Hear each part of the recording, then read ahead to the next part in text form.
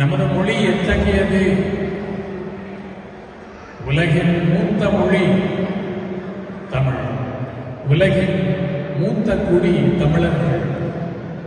இதனை நான் உணர்ந்து எல்லா நாடுகளிலும் நான் வலியுறுத்தி சொல்லி வருவது, தமிழின் மகத்துவத்தை நாம் நம்மில் பலர் இன்னும் புரிந்து கொள்ளவே இல்லை. பப்புவா நியூகினி நாட்டுக்கு நான் சென்ற போது அங்கே 850 மொழிகளை பேசுவோர் வாழ்கின்றார்கள். அப்படின்னால் உலகில் எத்தனை மொழிகள் இதுவரை பேசப்பட்டு வருகின்றன என்று நான் தேடி பார்க்கும்போது இந்தியாவிலே 19,000 மொழிகள் பேசப்பட்டு வந்திருக்கின்றன. அவற்றில் சில மொழிகள் இன்று தொலைந்துவிட்டன. உலகத்தில் 6,000க்கும் மேற்பட்ட மொழிகள், அவற்றில் ஏற்கனவே 3,000க்கும் மேற்பட்ட மொழிகள் அழிந்துவிட்டன. அத்தனை மொழிகள் பேசப்பட்டாலும் கூட உலக மட்டத்திலே 150 மொழிகளுக்குத்தான் எழுத்துக்கள் உண்டு. மற்ற மொழிகளுக்கு எழுத்து உரு என்பது இல்லை.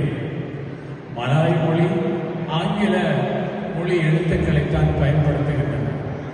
அதுபோல் ஐரோப்பிய மொழிகளிலும் கூட ஆங்கில எழுத்துக்களை தான் பயன்படுத்துகின்றார்கள். ஆகவே எழுத்து உரு கொண்ட மொழிகள் 150. இந்த 150 மொழிகளிலே 1500 ஆண்டுகளுக்கு மேலான வரலாற்றை கொண்ட மொழிகள் 6 மொழிகள். கிரேக்கம், லத்தீன், ஹீப்ரு, சமஸ்கிருதம், சீனா, நமது தாய்மொழி தமிழ். ஆனால் இந்த 6 மொழிகளிலே 4 மொழிகள் பேச்சு வழக்கில் இல்லை. கிரேக்கம், லத்தீன், ஹீப்ரு, சமஸ்கிருதம் பேச்சு வழக்கில் இல்லை.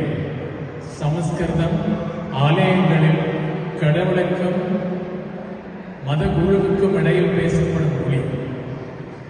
அதே உலகளாவிய சீன மொழியும் தமிழ் மொழியும் தான் பேசப்படுகின்றன. அந்த சீன மொழிக்கும் தமிழ் மொழிக்கும் 2000 ஆண்டுகளுக்கு மேற்பட்ட வரலாறு உண்டு என்கின்றார்கள்.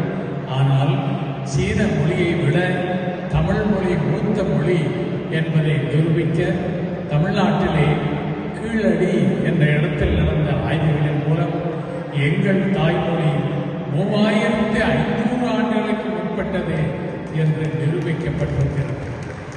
ஆகவே அப்படிப்பட்ட எங்கள் தாய்மொழி அணியலாமா? சில ஆண்டுகளுக்கு முன்பு லண்டனில் ஒரு தமிழ் ரெகே குழு ஒரு பாடலை பாடியது.